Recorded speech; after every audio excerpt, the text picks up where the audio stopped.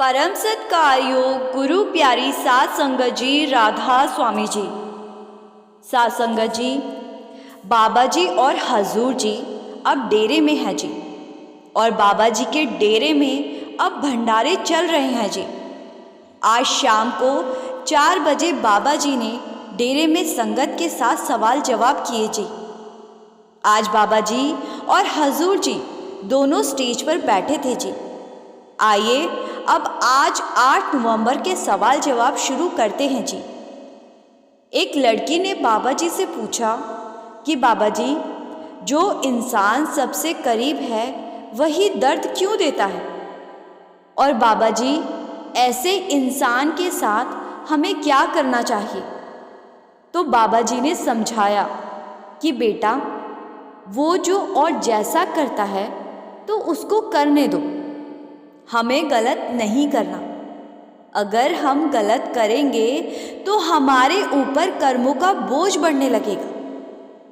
फिर एक भाई ने पूछा कि बाबा जी, पूर्ण सद्गुरु मिल जाने के बाद शब्द के बिना कुछ भी अच्छा नहीं लगता, आप ही कुछ समझाइए। तो बाबा जी ने कहा कि बेटा, ये समझाने वाली बात नहीं है, ये तो अनुभव करने वाली बात है। हमें तो बस मालिक की खुशी चाहिए। जब हम मालिक की खुशी पा लेंगे तो हम इन बातों का एहसास कर पाएंगे। फिर एक भाई ने बाबा जी से कहा कि बाबा जी, जब भी आप सामने होते हो तो आंखों से आंसू क्यों निकल पड़ते हैं। तो बाबा जी ने कहा कि बेटा, ये तो भावना की बात है। फिर यही भाई बाबा जी से अगला सवाल पूछने लगा कि बाबा जी, क्या शादियां पहले से लिखी होती हैं। तो बाबा जी ने हंसते हुए कहा कि बेटा, शादी तो तेरी हो जाएगी, करनी तो तुझे भी गुलामी ही पड़ेगी। तो ये सुनकर संगत हंसने लगती है जी। फिर एक लड़का बाबा जी से कहने लगा कि बाबा जी, आपसे नामदान की बख्शिश हो गई थी और मैं भजन सिमरन भी करता हूँ। मेरी आपसे बेनती है कि आखिरी समय में आप ही लेने आना। तो बाबा जी ने इस लड़के को समझाया कि बेटा, हमारी जो जिम्मेदारी है, हमें अपनी जिम्मेदारी को देखना है और मालिक अपनी जिम्मेदारी को देखेगा। करनी में जाहिर करेंगे तो मालिक बख्शिश जरूर करेगा। फिर एक भाई कहने लगा कि बाबा जी, नामदान मिले बहुत समय हो गया, लेकिन कुछ ऐसी आदतें हैं जो मन से जाती ही नहीं। तो बाबा जी ने समझाया कि बेटा, मन तो बड़ा ही कमज़ोर होता है, मन को ताकत देने वाले हम ही तो हैं। अब ये आपके ऊपर निर्भर करता है कि आपने मन की गुलामी करनी है या मन को अपने मुताबिक चलाना है। फिर एक बीवी कहने लगी कि बाबा जी, आपके अलावा मेरा कोई नहीं है, मुझसे कभी बिछोड़ा मत पाना। तो बाबा जी ने समझाया कि बेटा, मालिक तो सबके साथ है, मालिक किसी का साथ नहीं छोड़ता, हम ही भटक कर मालिक से दूर हो जाते हैं। फिर एक भाई बाबा जी से कहने लगा कि बाबा जी, अगर हम पूरी उम्र किसी इंसान की सेवा करें और वही हमें भला बुरा कहता रहे तो हमें क्या करना चाहिए। तो बाबा जी ने इस भाई को समझाया कि बेटा, कोई अच्छा कहे या बुरा कहे, हमें तो अपनी जिम्मेदारी निभानी है। हमें फर्क नहीं पड़ना चाहिए कि सामने वाला हमारे बारे में क्या कहता या सोचता है। अगर हमारे ऊपर मालिक ने उसको सेवा करने की जिम्मेदारी डाली है तो हमें अपनी जिम्मेदारी निभाते चलना है। फिर एक भाई ने बाबा जी से पूछा कि बाबा जी, अगर किसी को नामदान नहीं मिला हुआ लेकिन फिर भी उसके अंदर प्रेम उत्पन्न हो जाता है तो वो क्या करे। तो बाबा जी ने समझाया कि बेटा, हर चीज़ का एक वक्त होता है। हमें पहले अपनी नींव को मजबूत करना है, उसके बाद ही आगे बढ़ना है। फिर एक भाई बाबा जी से कहने लगा कि बाबा जी, सब कहते हैं मालिक एक है, तो फिर इतने सारे धर्म किस लिए हैं? तो बाबा जी ने समझाया कि बेटा, अलग अलग समय में अलग अलग संत महात्मा हमारे दरमियान आए, तो उन्होंने समय की ज़रूरत को देखते हुए साधन अपनाए थे और हमने उनके उपदेश को दायरों में बांट लिया और आज हम उसी में उलझकर बैठ गए हैं।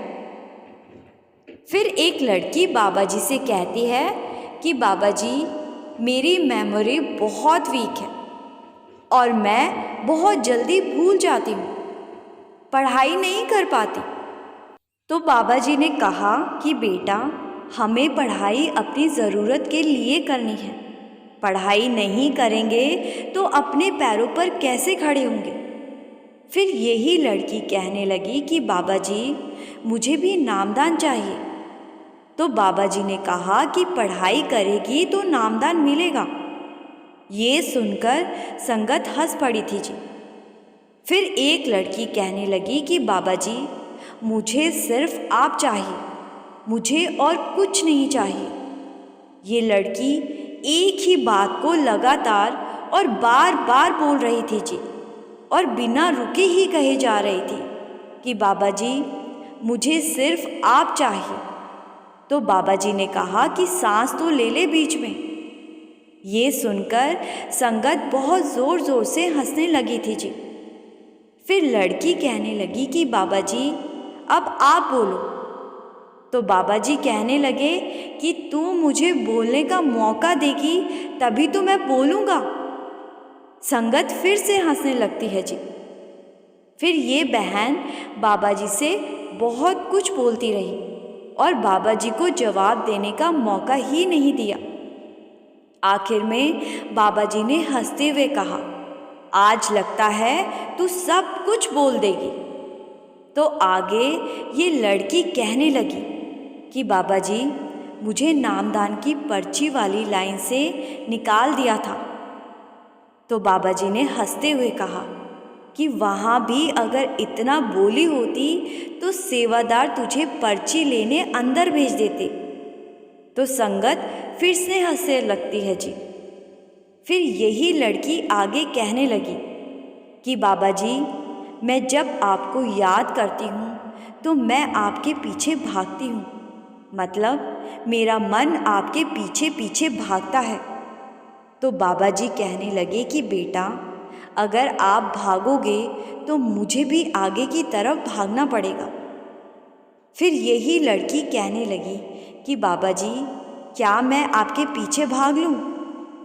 तो बाबा जी कहने लगे कि बेटा, पीछे भागोगे तो कुछ हासिल नहीं होगा। जब तक एक जगह मन तो टिका कर दर्शन नहीं करेंगे तब तक कुछ नहीं मिलने वाला। फिर ये लड़की आगे कुछ और बोलने लगी। तो बाबा जी ने हंसते हुए कहा कि तेरे साथ जो खड़ा है अब उसको भी तो बोल लेने दे। संगत फिर से हंस पड़ती है जी। साथ संगत जी, इस लड़की ने 14 से 15 मिनट तक बाबा जी से बात की थी जी, और आखिर में बाबा जी को ही कहना पड़ गया कि दूसरों को भी तो सवाल करने का मौका दे। फिर किसी भाई ने कहा कि बाबा जी कि 10 बार से ज़्यादा लाइन में लग चुका हूँ, लेकिन नामदान की पर्ची नहीं मिली। तो बाबा जी ने कहा कि बेटा, कोई तो बात होगी जो आपको पर्ची नहीं मिल रही, लेकिन आप मालिक पर भरोसा रखें, वक्त आने पर मालिक ज़रूर कृपा करेगा। फिर एक लड़की ने बाबा जी से पूछा कि बाबा जी, मैं वकालत की पढ़ाई कर रही हूँ और हमारे पेशे में कई बार जज को डेथ पेनल्टी यानी फांसी की सज़ा देनी पड़ जाती है, तो क्या ऐसा करने से जज के ऊपर कर्मों का बोझ बढ़ेगा? ऐसी सिचुएशन में एक जज को कर्म देखने चाहिए या अपनी ड्यूटी निभानी चाहिए? तो बाबा जी ने इस सवाल पर कहा कि बेटा, ड्यूटी निभानी चाहिए। एक जज को उस कुर्सी पर इंसाफ करने के लिए ही बिठाया जाता है और उस कुर्सी पर बैठने वाले के ऊपर जो जिम्मेदारियां दी जाती है उसे अपनी जिम्मेदारी को निभाना चाहिए।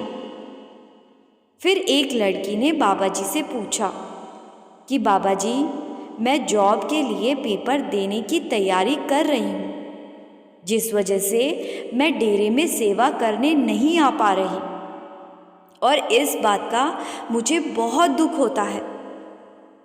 तो बाबा जी ने समझाया कि बेटा, हर एक चीज़ का एक वक्त होता है। सेवा के लिए तो पूरी उम्र पड़ी है, लेकिन पहले तो हमें अपने पैरों पर खड़ा होना है।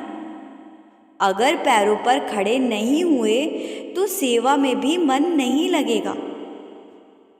साथ संगत जी, ये सवाल जवाब आज 8 नवंबर को शाम 4 बजे डेरे में हुए थे जी। हम कोशिश करेंगे कि आने वाले सवाल जवाब भी आप तक पहुंचा सके जी। आपसे मेरी विनती है जी कि हमारे चैनल को सब्सक्राइब करना मत भूलिए जी और कमेंट में राधा स्वामी ज़रूर लिखिए जी। गुरु प्यारी साथ संगत जी, राधा स्वामी जी।